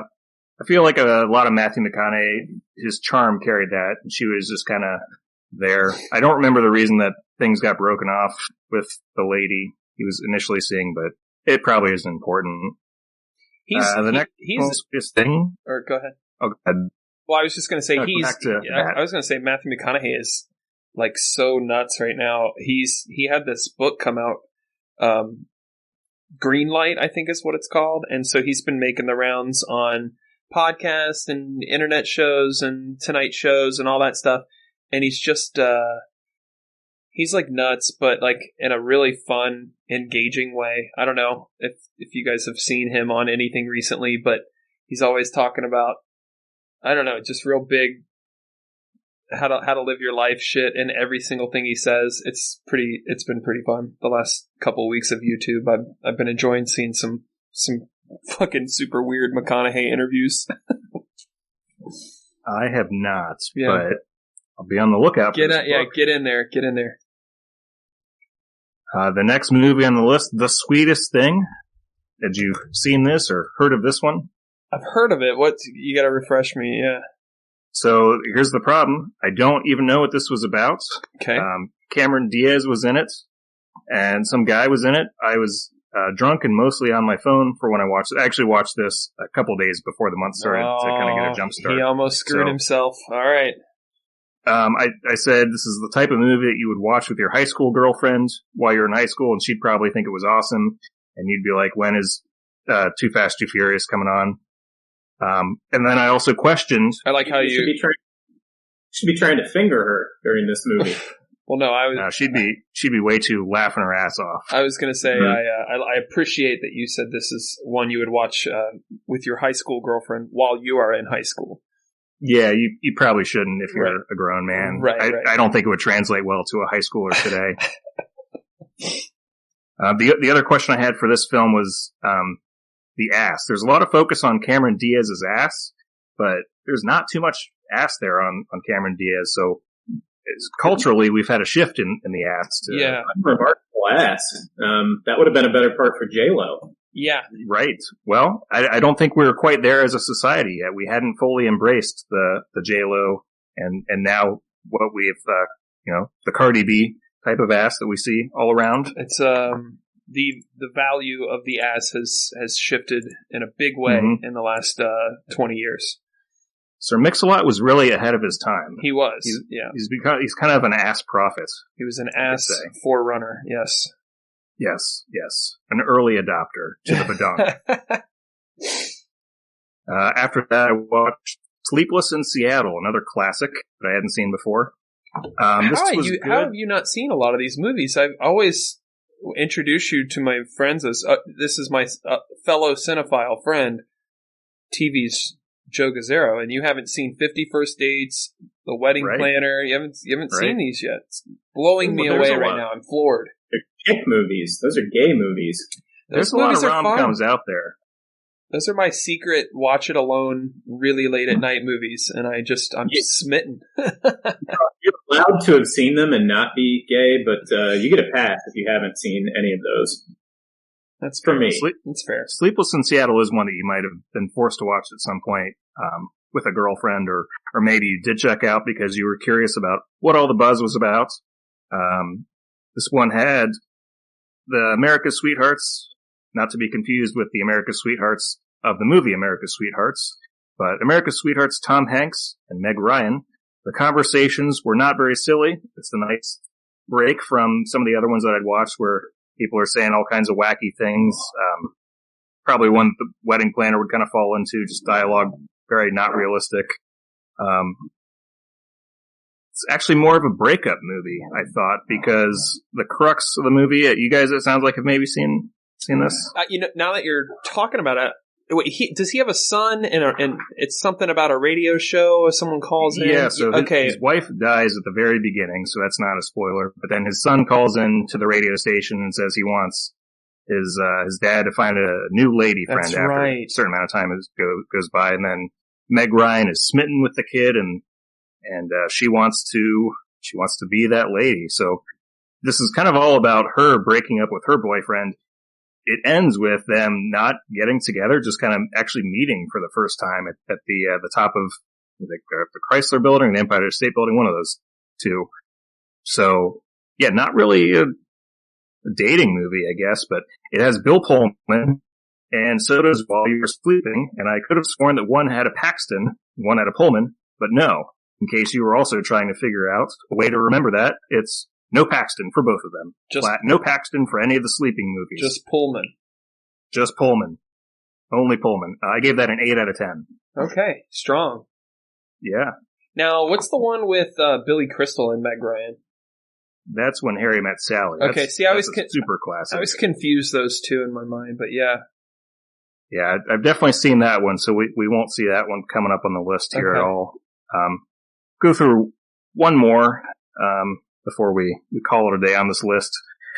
My Best Friend's Wedding. Hadn't seen it, but I do remember as a kid a trailer with a group doing the song Say a Little Prayer for You. Does this bring any memories about? Negative. Okay, well, there's a scene in the movie where everyone's singing that song. It's magical. Julia Roberts is in it. She is the lead, and her friend is getting married. And she's trying to steal the man from Cameron Diaz, who pops up again. It's got a random Paul Giamatti showing up in there as a hotel bellhop for like 5 minutes. Okay. So it was 89 minutes long, which included an opening credits dance number. So it wasn't great, but it was short, so I liked that. Gave it a 6 out of 10. Okay. And there we go. There's some rom-coms for you to contemplate. If you've got any suggestions, hit me with them. I'll try to watch it. Yeah. So what we need, plenty to choose from here. Yeah. So what we need now, I mean, good coverage of that first batch. What are you watching this week, and what should we watch so that we're all on the same page next week when we get your review? Yeah. So definitely want to check out You've Got Mail, another reuniting of Tom Hanks and Meg Ryan. They've been in like 5 movies together. I don't know that all of them are them opposite each other as a couple. Yeah. But they've been in a lot together. I did not realize it was that many. Have you seen Joe versus the Volcano? I have seen that. Okay. So that won't be on the list. And it probably could be because I really don't remember too much about it. Yeah. Other than that there is a volcano. It's not a metaphor. There's a real life volcano. Crush Soda plays a strong role in that movie. Okay. See, I don't even remember that part of it. So maybe this should be a rewatch for me. It's a good one. Maybe I'll do that outside of the month of February. So you've got Mail. Right. Yeah, Made in Manhattan, that's another J-Lo one. That sounds like a pretty famous one. Maybe I'll try to find that one. Is that with Ben Affleck? I don't know. No, I'm thinking of Jersey Girl. Don't watch that one. Okay. Cool. Wait, Jersey Girl that's a separate one from Gigli? Yeah. Gigli's the terrible one, right? Yeah, Jersey Girl. Yeah, Jersey Girl's another widower type story. And I think it's directed by Kevin Smith. It's not good. That sounds right. Cool. Any other movies for homework? No, to be honest, I don't really know what's out there. Okay. I should probably look at a list because I know there's a bunch that I'm overlooking, but a lot of it is just I'll pull up Netflix or Hulu or the Plex and just whatever's on there that is one that's kind of first and I haven't seen it. I'll just click on it and there you go. No, that's cool. Your homework for next week, Kevin and me and Carl and listeners, You've Got Mail and Made in Manhattan. And then if you have any free time after that, you can definitely feel free to start the pilot episode of season 1 of Ally McBeal. Jesus Christ. Love it. Well, I won't be doing that. I've been trying to work my way through some good movies, actually. Oh. What have you seen? A lot of the films of Martin Scorsese that I haven't seen, but I've enjoyed or loved all the ones that I've seen so far. So I watched Cape Fear last night. Oh, yeah. Cape Fear. Heck yeah. That's a good one. Pretty good. And I'm realizing more and more that, so many of his movies are the same, like, kind of feel. And it's really just Robert De Niro as some, like, really cool creep. Out of touch, psycho. Yeah. A bunch of fun things. Yeah. But it works. It's working for me. So where he's laughing in the movie theater and stuff. Mm-hmm. Yeah. Oh, man. And then you get Nick Nolte and Juliette Lewis in that as well. Juliette Lewis is like 14 years old. Yep. The mom is good too. Jessica Lange, is that how you say it? Is that right? I feel like we talked about this recently, so apologies. But did you know that when that scene in the gymnasium when he puts his thumb in her mouth and all that, like that was like unscripted? And De Niro's all method, and like Juliette Lewis is like this young actress, just kind of super young at that point. Yeah, she's like 15 or something when that movie was filmed, and she's in a movie with one of the biggest actors in the world, and they're in this scene, and she's going through this scene with him, which is already super creepy, right? Like it's kind of got a pedo vibe to it and all this, and then De Niro takes it like a step further. And it's like she just rolled with it, let this dude put his thumb in her mouth. It's so weird. It's such a weird scene, but I think it adds a lot to it when you find out that was like improv. I mean, it's a super intense moment. It's a good on him, I guess. She was 18 by the time that movie came out. Okay. So. I know she was under 18 during production. Maybe I lied with the 15 thing. Yeah. Yeah, I never really think of that like when I think of Scorsese movies, just because it's outside of the gangster genre. Right. That's true. What, any other Scorsasas? Trippy? No, not yet. I think I'm going to try Mean Streets next. That's Pacino in that one. It's I think it's De Niro and Harvey Keitel. Oh, okay. But yeah, it's another like gangster, super early in his career. Yeah, that's an earlier one. And maybe by the time I'm done, I'll have my full Scorsese rankings for you guys. There you go. You'll have some Scorsese to see. Some Scorsese to avoid. Scorsese to see. All right, okay.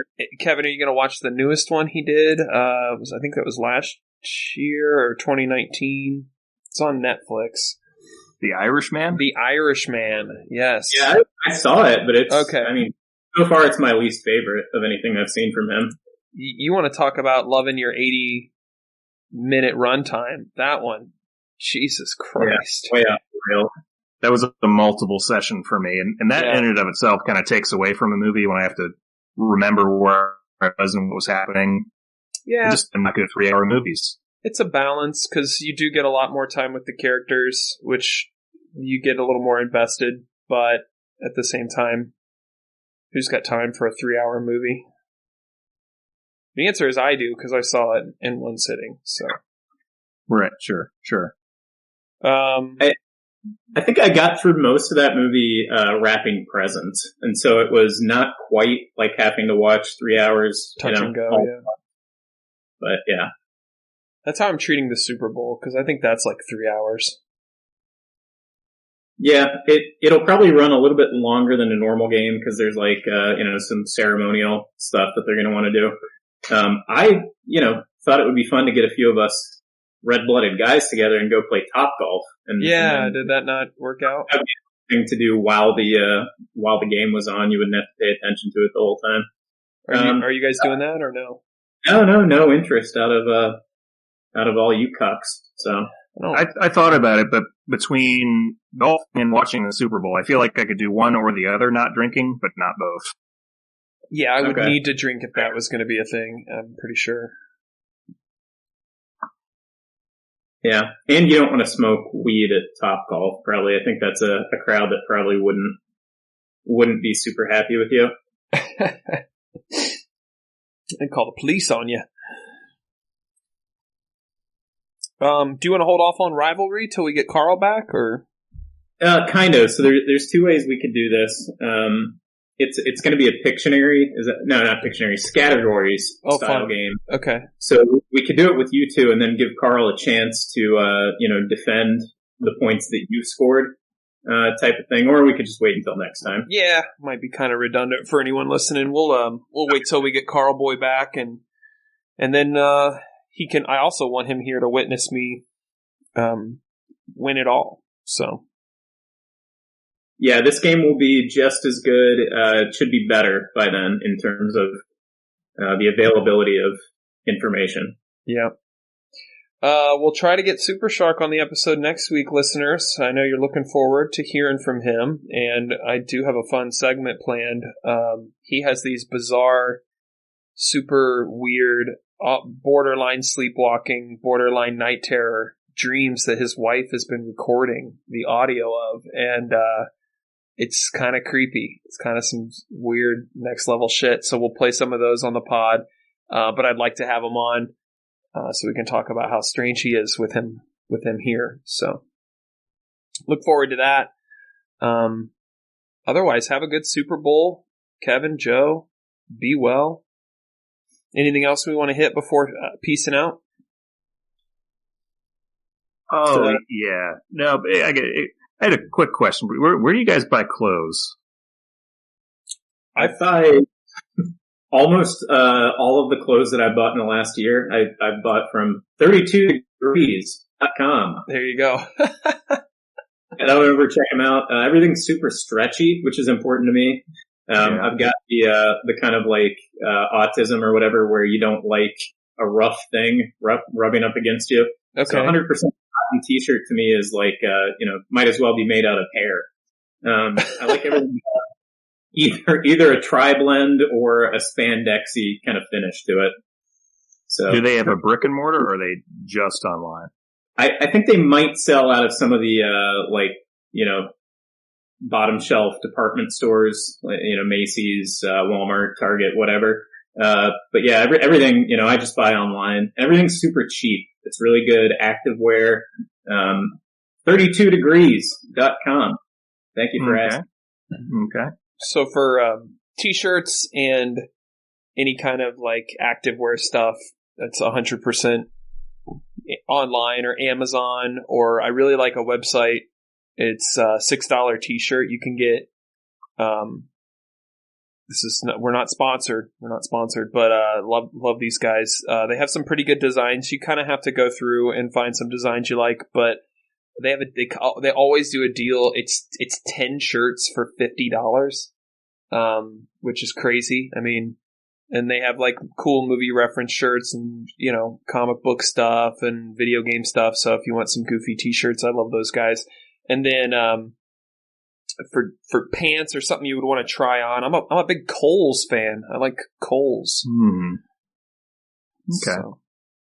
Okay. I like Kohl's for flannel shirts. It's a good place to get your flannels. Cool. Yeah, they always have a healthy clearance section, and then the jeans, Kevin, they have the stretchy jeans. I forget the company that they do, but I think that's becoming popular with Levi and anyone else who just makes jeans. They have the stretchy version. Gotcha. Now, I just asked because I realized I buy clothes, and I have no idea how anyone else gets to have them on themselves at all, or where they go do this. So I would love to dress you, honestly, Joe. I've brought this up in the past, but I have major issues with like your style, and I think you could. I would like to dress you. We'll see. Physically, I want to peel your clothes off, and I want to dress you. Well, you can do that for $50 under the bridge, $270. We'll say kind of in the Morse Road area. I got to get me one of those masks first, though. Yeah. Sure. I'm going to order you some loungewear from 32degrees.com. Let's dress Joe. Maybe I don't know. I'll get a mohair suit. Just because it's in the Elton John song. I want you to wear skinny jeans, like as skinny as they make them. Jesus. I want you to wear some white puffy Reebok classics, and I'd like to have you in like a Scottie Pippen jersey. I think that'd be a cool look for you. Is that a cool look for anybody? Fuck yeah, it is. Skinny jeans and a jersey? Those things don't go together, do they? They do. Kevin knows. What size are you thinking for the jersey? Small. Hanging off? It would also be kind of tight, like a medium or something. A tight jersey. Not skin tight, but not loose fitting. I was looking to see if they still sell pullover starter jackets, but it doesn't look like they really do. Man, do you remember those were a big deal when we were kids? People were getting beat up for them. I had the North Carolina one. Which I had the Miami Dolphins. That was the original. I think that was the first one they made. Great. Charlotte Hornets they got really popular. Jordan had a Charlotte Hornets one. Yeah, starter jackets. Those were a big deal. You put that on and you put your wind pants on for the day. You're ready to rock. Well, there it is, boys. Episode 173 is the episode we just recorded. Thanks for listening, everybody. Check out the website, podcastrightnow.com. There you'll find a link to our Patreon. I think we got some good rewards lined up for that entry level $1 or $5 a month. So check that out. Help us do the thing. Other than that, leave no trace, wave to your neighbors, wear your condom mask, wash those hands, finish this fight, get your vaccination. Super Bowl Sunday ep concluded. I have to do this thing. Oh yeah, and don't forget to watch your movies. You've got mail and Made in Manhattan. Very exciting. Kevin, Joe, I'll talk to you guys later. Love you, boys. See you later. Good evening. Podcast right now.